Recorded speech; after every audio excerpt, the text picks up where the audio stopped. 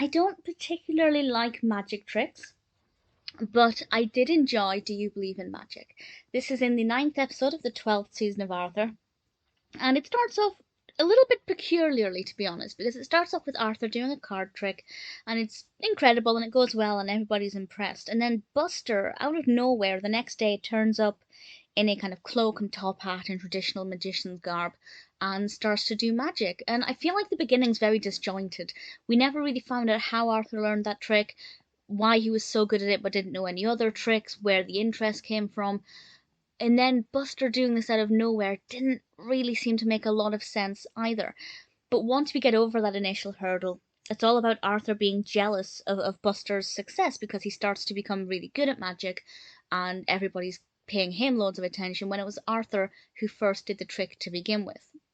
So I think if the beginning had been established a little bit better, the rest of it would have made perfect sense. But once you get over that, it's not too bad, and it's all about Arthur having to deal with his jealousy as Buster seems to go from success to success. I won't discuss any more without a spoiler warning. I might go into more detail in a moment. But I quite liked it. I think it can definitely encourage young viewers to take an interest in magic tricks. Like most children, I had a magic set when I was growing up, and I think it's a pretty normal thing for children to attempt to do magic. I think I learned quite quickly I wasn't good at it, and I didn't care.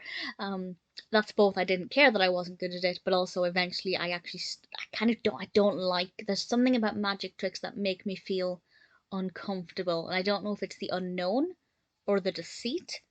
I can find it impressive, absolutely, but not necessarily enjoy it. But actually, I liked seeing some of these tricks being animated. I thought it looked pretty good, it was pretty effective. And in terms of the messages, well, I feel like Buster never really learned the best lesson. Because immediately what he did was see his friend take an interest in something and then take it to the extreme himself. And that's a little bit of a nasty thing to do, because it's kind of like saying to his friend, "Oh, you have a new interest. Well, now I'm going to become obsessed with it, and I'm going to like it more than you do, and I'm going to be better at it than you are." That's not necessarily something Buster was thinking consciously, but that's what his actions suggested, and I feel like that's not the best way to go about doing things. But other than that, I thought it was a pretty decent episode. So there are a couple of messages towards the end, which I'll discuss now with a spoiler warning. I'm going to explain in a roundabout way what happened, and the fact that Arthur had to make a snap decision between what's more important, seeing his friend being humiliated as, I guess, punishment for stealing his limelight, or helping out his friend in need. And I think it was a great opportunity for Arthur to make the right decision. Luckily, Buster did then realise that instead of working against each other as separate magic acts, they could actually combine their talents and be a brilliant double act.